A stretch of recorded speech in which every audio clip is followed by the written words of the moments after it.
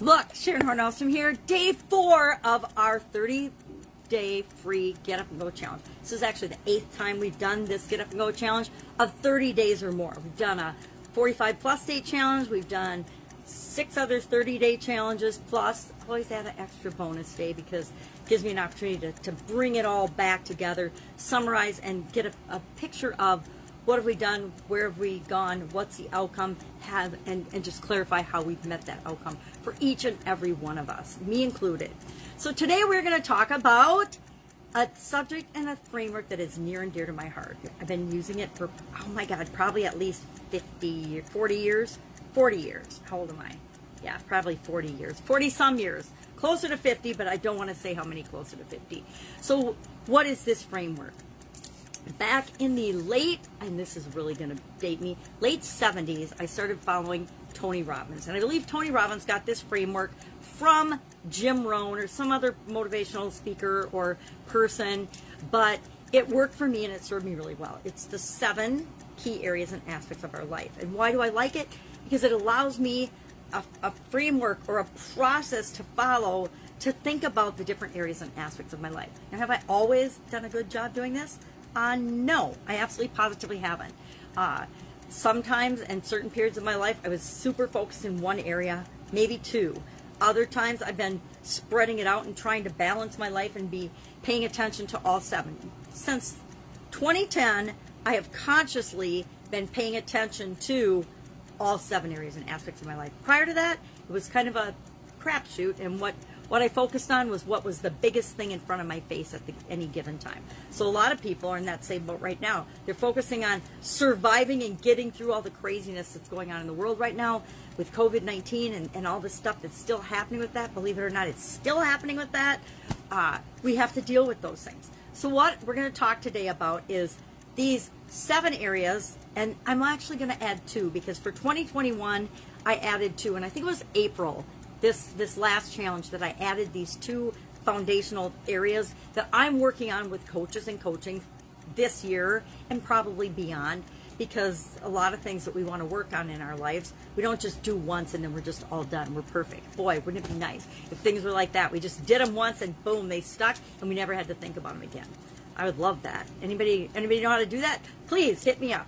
Our tool today is going to be, after I share these 9 areas with you, is to prioritize these. Rank order them. And I want you to rank order them in terms of 1 through 7 if you want, or 1 through 9. I'm going to do 1 through 9. What is most important to you right now, right this very minute? Not in the past, not in the future, not what you think should be the most important. What area or aspect of your life is actually the absolute number 1 most important to you right now? And we're going to share that as our action item. I'm going to give you the sneak peek so we can look ahead a little bit, but that's going to be our action item today. Share the number 1 priority for you. And it doesn't matter what it is. It's going to be different for each of us. It's going to be different for many of us. I would be surprised if everybody has the same priority right now. I know over time my priorities have changed. Okay, well, let's talk about the areas of our life and how I break those down and how I encourage you to break them down as well. But you can find whatever framework or format works for you. But for the purposes of this challenge, these are the 9 areas of life we're gonna look at. These are the 9 areas of life we're gonna apply our SOAP framework to, our framework for change and challenges, dealing with failures, setbacks, obstacles, adversities, whatever you call them, problems.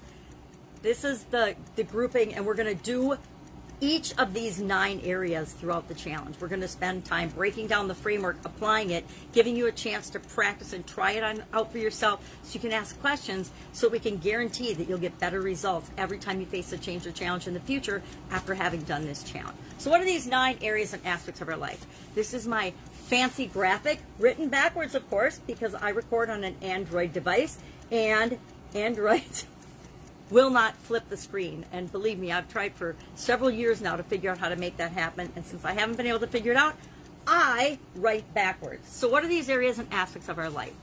And they're in any order. This just happens to be the order I learned them in originally. So my brain automatically goes to physical, mental, emotional, spiritual, financial, relationships, contribution, communication, and confidence. It automatically goes in that order. Although communication and confidence, since I just added them in April, those switch around in my mind sometimes depending on what I'm working on.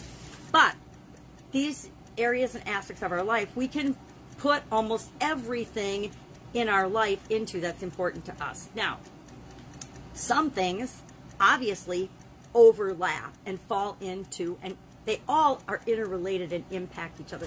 And I should make a nice graphic because this should really be a circle, and there should be lines that go from one to each other on every single one of them. Maybe I'll do a little graphic like that because that's really how it works in my mind. But when I'm setting my goals every year, when I'm looking at different areas or aspects of my life, when I'm thinking about on a daily basis as I'm breaking down my long-term legacy goals into daily actions, these are the categories and the areas I've used. I've used them for literally over 4 decades because it works for me, and entirely since 2010 on. Because I had a huge physical health event, because I was paying almost no attention to my physical well-being. And that caused me to have a sudden cardiac arrest. And because of that, in 2010, and from then on, my physical well-being and paying attention to my body and my energy and what I ate and how much I moved became very, very important.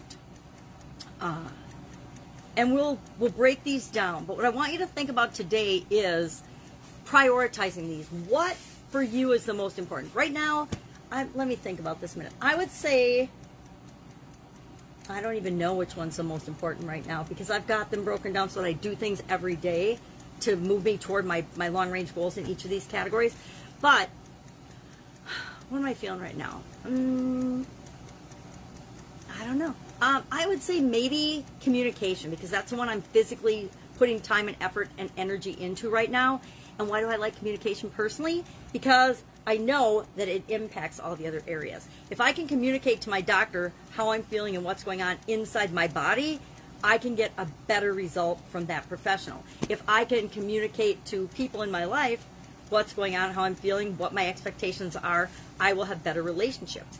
If I can communicate in my business and with the people that I'm working with to create my supersized business these days, then I will get better financial results. Emotionally, spiritually, they're all connected. So for me, I'm going to say communication right now. Now, I might change my mind tonight and put something else in the comments, but that's it for right now. So, key areas and aspects of our life. We'll talk about these more as we go through them.